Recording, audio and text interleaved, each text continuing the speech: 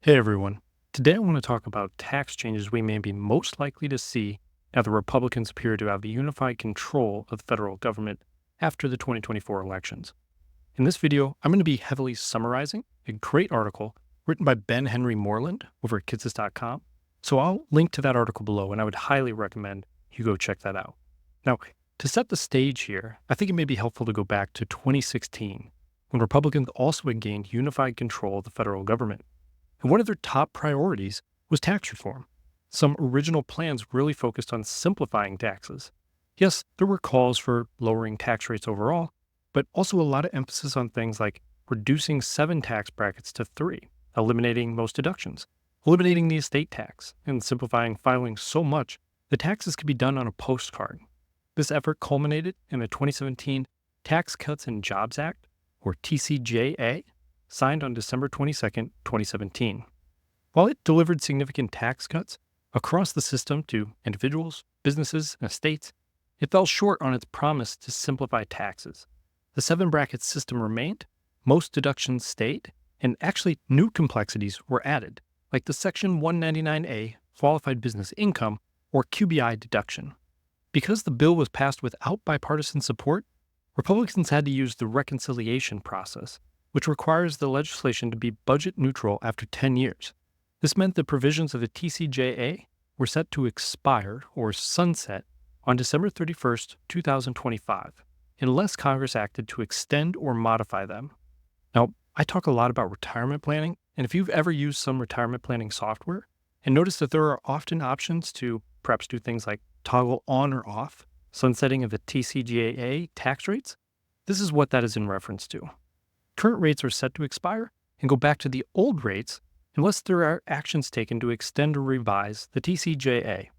This made the 2024 election quite critical for determining which party would control Congress and the presidency as these provisions are set to expire.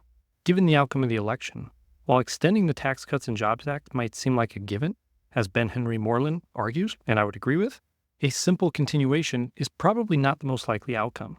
The political priorities of Republicans differ from those in 2017, and I think we've seen a shift in focus from simplifying the tax code to really expanding the cuts and potentially repealing Biden administration policies like the Inflation Reduction Act. We've also seen that some TCJA provisions like the $10,000 cap on state and local tax, or SALT deductions, are controversial, even among Republicans. Republican representatives from high-tax states oppose it, while representatives from lower-tax states often favor the cap on SALT deductions, seeing them as a way of shifting tax burdens to often more left-leaning, higher-income states. Trump's campaign also hinted at additional tax ideas, including eliminating taxes on Social Security income, tips, and overtime wages, or even more out-there ideas like abolishing the income tax entirely in favor of tariffs. While these ideas are speculative, they are the types of ideas we could see influencing a new tax bill. I don't think we're going to need to wait too long to get a sense of what changes we'll see, as I suspect with Republican control, we'll see these changes getting pushed out early in the legislative session. So, what specific changes are we looking at? Again, Ben Henry Moreland's article does a great job of breaking those down. So let's take a look at those here. First, Henry Moreland addresses the new base case of the TCJA extension. He notes that since the Tax Cuts and Jobs Act was enacted, there have really only been 3 potential scenarios for its future: extend it fully, modify certain provisions while letting others expire, or allowing it to sunset entirely and revert to pre-2017 tax rules. Political shifts over the years, from a Republican trifecta from 2017 to 2018 to a Democrat trifecta from 2021 to 2022, and then periods of divided government in between, really left the outcome uncertain. As a result, many financial planners and others using planning software assumed for planning purposes that the TCJA would sunset as scheduled on December 31, 2025. But with Republicans gaining full control of the government in 2025, I think the base case has really shifted now. Now, any new tax legislation is expected to build on the TCJA rather than letting it expire. The question isn't whether TCJA will sunset anymore. It's not going to. But which parts will remain unchanged, which might be modified, and whether further tax cuts will be introduced. So first, let's look at what is likely to remain the same. 3 areas where I don't expect to see any changes are in the general bracket structure, standard deductions, and personal exemptions. The TCJA's 7 tax brackets, ranging from 10% to 37%, are expected to remain intact. Without extension, these brackets would only have risen by 1 percentage point to 4 percentage points, but a Republican-led government is unlikely to let that happen. There are also no current proposals to reduce the number of brackets, as was originally discussed in 2016, with the proposals to simplify down to 3 brackets. There's also no current indication that the standard deduction, which is set at $14,600 for single filers and $29,200 for married couples in 2024, is going to see significant changes. If the TCJA sunsets, the deduction would drop by nearly 50%, but keeping it unchanged aligns with Republican priorities, and I doubt there's much to be gained politically from any radical changes here. And finally, personal exemptions, which TCJA eliminated in 2018, are unlikely to return under any extended or modified TCJA. So ultimately, we're probably looking at a fairly similar tax structure, but with refinements around more specific tax nuances. Itemized deductions are one area where we could see some more debate and potential adjustments for 2025 and beyond. Probably the most contentious issue we may see is the future of the current $10,000 cap on state and local taxes, commonly referred to as SALT deductions. Introduced by the Tax Cuts and Jobs Act, the cap on SALT deductions has been a hot topic. In fact, during his campaign, Trump pledged to repeal the cap on SALT deductions entirely, despite the fact that this was the creation of his own tax law. However, full repeal faces resistance within the Republican Party as well. We do see that Republicans, particularly from generally right-leaning and lower tax states, like this cap as it shifts the tax burden more onto generally left-leaning, higher tax states. Of course, Republicans, as well as many Democrats from higher tax states, don't like this outcome and would like to see the cap go away, or at least be raised.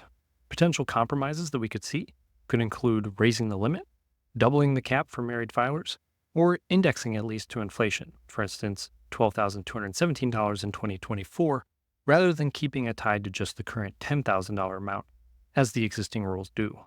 The ultimate outcome will depend on negotiations in Congress, as the SALT cap remains a contentious issue with bipartisan and geographical divides.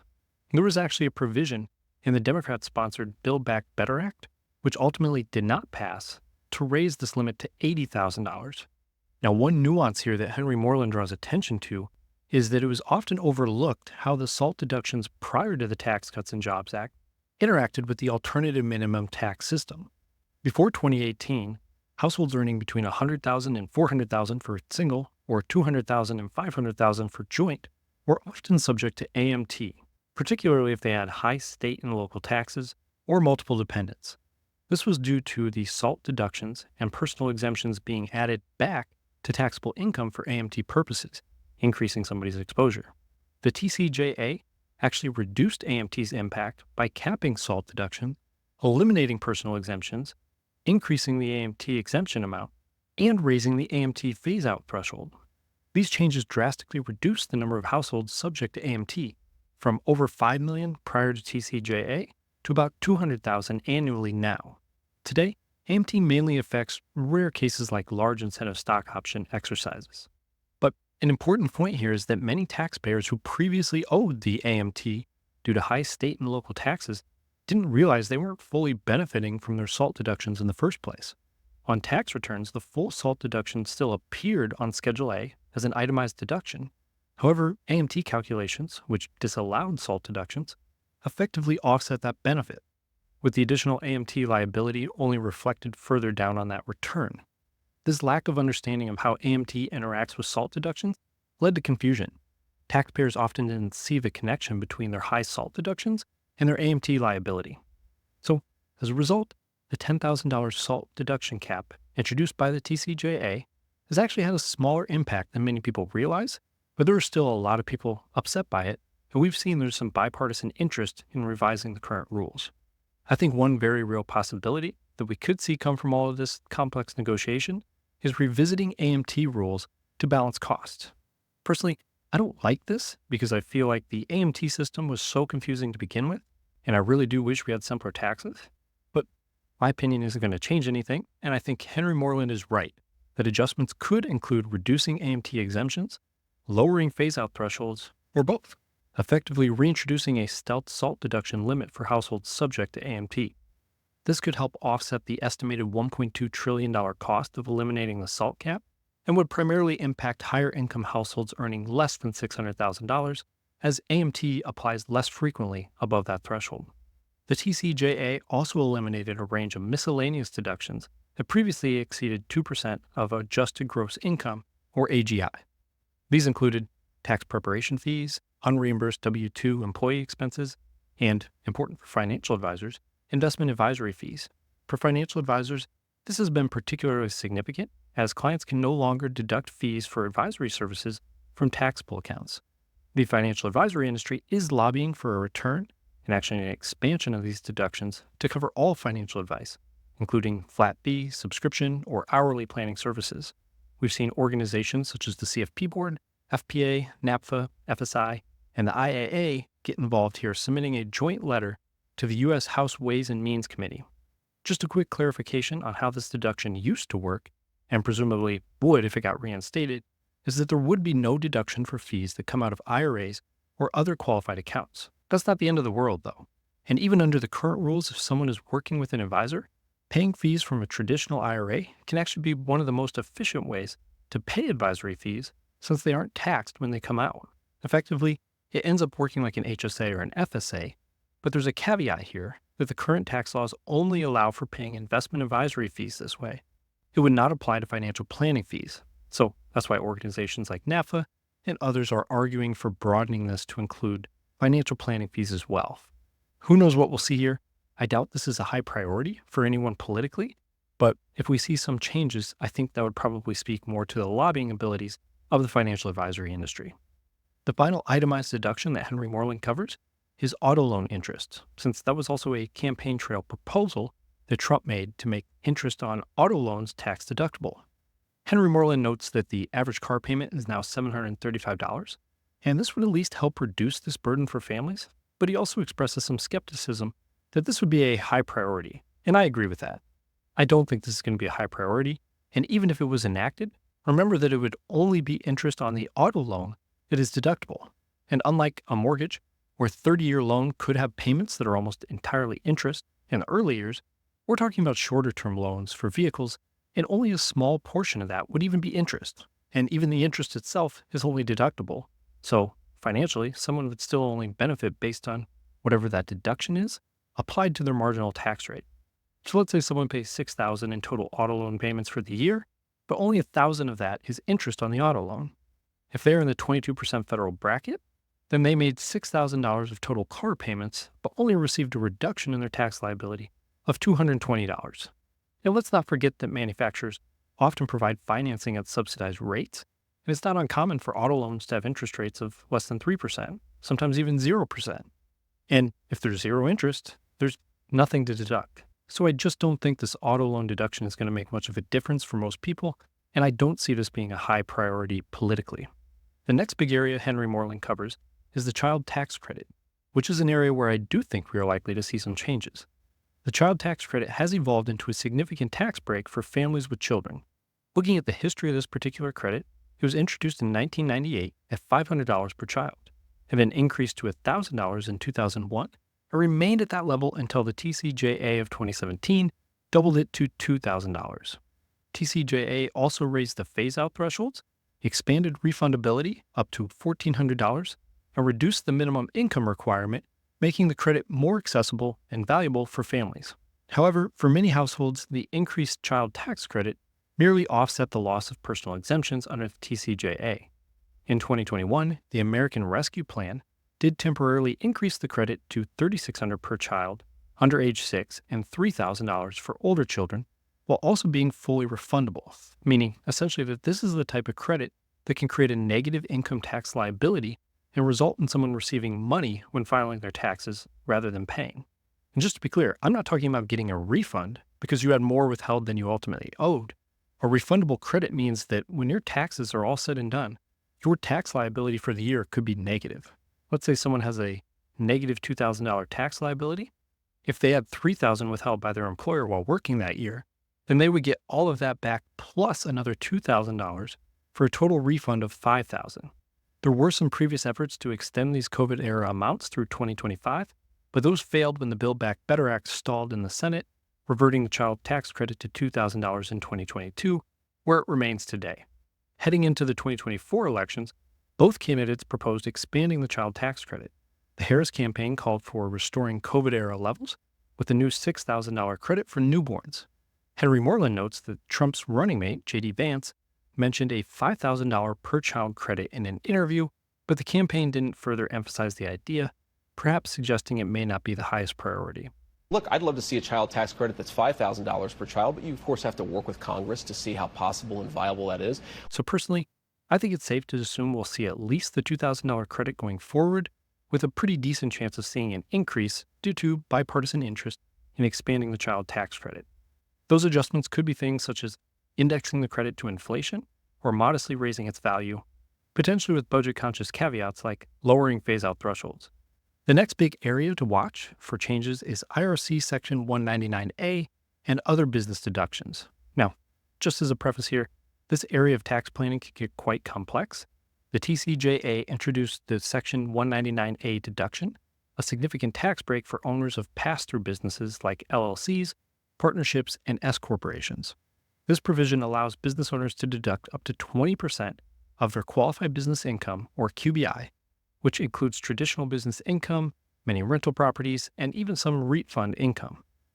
However, for high-income earners in specified service trades or businesses, SSTBs, such as lawyers, accountants, consultants, and financial advisors, the deduction phases out.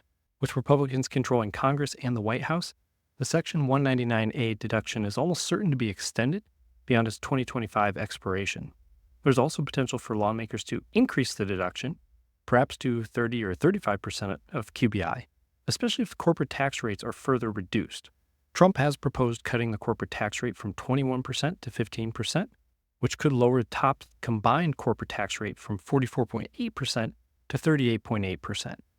Raising the QBI deduction would help maintain a proportionality between corporate and pass-through tax rates, as was intended by the original Tax Cuts and Jobs Act. Again, this is fairly complex, but Henry Moreland has a great chart illustrating what is going on here. What we're looking at in this chart is effectively the proportional reduction in rates from pre-TCJA to TCJA columns. This was an intentional element of how the QBI deduction was designed. Henry Moreland goes on to explain how if Trump's proposal of cutting corporate tax rates from 21% to 15% actually goes through, then this would mean a need to increase the 199A deduction from 20%, as it is currently, to about 35% to maintain a similar proportional difference. The upshot of this is that managing around QBI deductions would become even more important if we see this higher deduction rate. And that's a bigger topic than I'm going to go into in this video, but the Kitces team does have some fantastic content on this topic if you'd like to dive into it further. Now, we could see some additional Section 199A changes, including the definition of SSTBs, which restricts deduction eligibility above certain income levels. It's possible this definition could be revisited. In the original TCJA, architects and engineers successfully lobbied for exemptions. Other professions, including financial advisors, accountants, and attorneys, are almost certainly hoping for similar carve-outs in upcoming legislation. Trump has also pledged to restore immediate expensing for R&D costs, reversing the Tax Cuts and Jobs Act provision that required amortization over 5 years. He also wants to bring back 100% bonus depreciation for qualified business property, which is currently phasing out and set to disappear entirely by 2027. Restoring these incentives would encourage business investments in research and development and equipment by allowing upfront deductions. One quick note on bonus depreciation. If you are looking into strategies that use bonus depreciation, do make sure that you're mindful of the round-trip implications of accelerating depreciation. One area where we've commonly seen bonus depreciation is Section 179 for business vehicles weighing more than 6,000 pounds. TaxFile has a nice list, albeit not an exhaustive list, of vehicles that meet the Section 179 weight requirements. EVs can also be great to look at in this category, as something like a Ford F-150 does not meet the weight requirements, but an F-150 Lightning, the electric version of Ford's most popular truck, does. But let's say someone buys qualifying business equipment for $80,000 and is able to bonus depreciate all $80,000 in the first year. That's a nice tax break in the first year, But let's say they sell that equipment for $50,000 3 years later. Guess what? Now they have to recapture that depreciation and would have $50,000 worth of income to report associated with the sale of that equipment. That sting can be taken away a bit if they sell $50,000 of equipment but buy another $80,000 worth of equipment. In other words, they would have $50,000 to report as income, but then a new $80,000 deduction, at least assuming that bonus depreciation is still allowed, which is a potential issue given that bonus depreciation is currently being phased down to 80% in 2023, 60% in 2024, 40% in 2025, and 20% in 2026, and then a complete elimination beyond that point. However, it sounds like we're likely to see bonus depreciation stick around in some format, making the potential sale of equipment less painful if it is paired with the purchase of other equipment that could help offset the depreciation recapture. Estate tax is another big area to keep an eye on. The TCJA significantly impacted estate tax planning by doubling the federal gift, estate, and generation skipping tax, or GST, exemptions from $5.6 million to $11.2 million per person in 2018.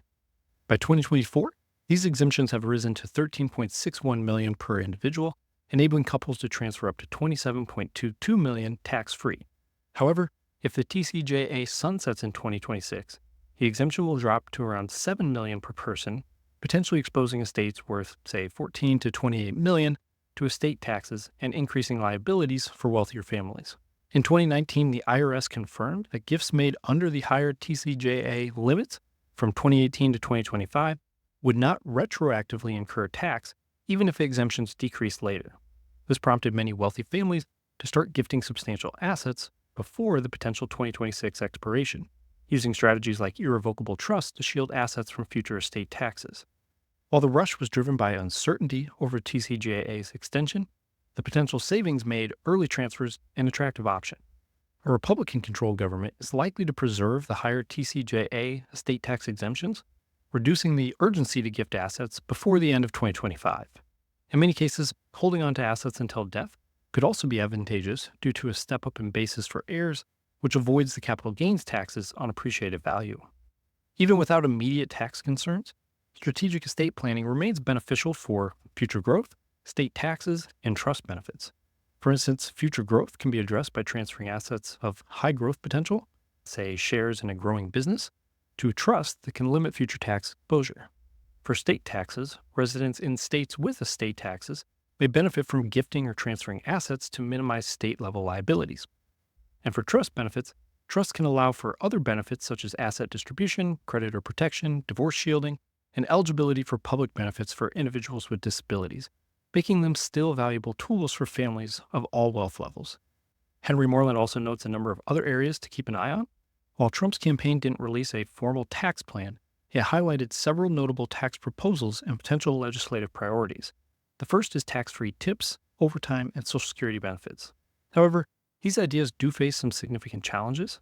Exempting tips from taxes could incentivize service workers to rely more heavily on tips for income, and that might also make workers' earnings less stable. It might also lead to yet another area of tipflation, where more and more companies are asking for tips, often in cases where people are not expecting to leave tips. While you can't tip me, you could like and subscribe this video. If only I had a little kiosk I could flip around and watch you as you decide if you're going to like and subscribe. Then, of course, judge you if your behavior is up to my expectations. Eliminating taxes on Social Security income would be popular with retirees, but costly, with Henry Moreland noting that it would come with an estimated $1.5 trillion price tag over 10 years. It could also accelerate the depreciation of the Social Security Trust Fund, putting future benefits at risk as they would depend solely on payroll taxes from current workers. Of course, if you're a retiree, you probably don't care, but if you're currently working, then yeah, maybe even higher payroll taxes isn't what you'd want to see. One of the areas where some significant cost savings are expected to come is from repealing parts of the 2022 Inflation Reduction Act. This could include removing tax credits for solar panels, home energy efficiency upgrades, and electric vehicles. Individuals considering these credits might want to act quickly, as they could be among the first changes targeted in new tax legislation. Obviously, never go out and purchase a vehicle, solar panels, or anything else you can't afford, but if that's something that is on your radar, it may be better to do it sooner rather than later. Although we might already be to the point where something like a solar install is getting too late to put that in if installers are scheduling out months, which seems to be the case at least in my area, And it's worth noting that something like solar install has to be operational in order to meet IRS qualification for taking a credit in a given year. So not only would the solar panels need to be installed by the end of the year to qualify for that tax year, but they would need to be inspected and operational by the end of that year to qualify for a, say, 2024 credit. Finally, Henry Moreland wraps up with a nice chart summarizing changes with his own assessment of how likely these changes may be. I think I mostly agree with these, although I would probably classify changes to the clean energy credits as high as well. It's also worth noting that the narrow Republican majorities in both the House and Senate will make passing any new tax legislation a delicate balancing act. With slim Republican control, nearly unanimous support within the party will be needed, leaving little room for dissent. Lawmakers range from those advocating deep tax cuts to those concerned about adding to the federal deficit, making consensus somewhat difficult. The struggle to pass the 2021 Build Back Better Act illustrates how even a single dissenting vote can derail sweeping legislation, even within a unified party. Also, not all proposed tax cuts are likely to survive. To pass the bill, offsetting tax increases may be introduced, further complicating the system. At this point, the long-held goal of simplifying tax filing seems like a distant memory, as new changes will likely add more layers to an already complex code. So, hey, job security for me, but I don't think that's what's best for our country or most fair for taxpayers overall.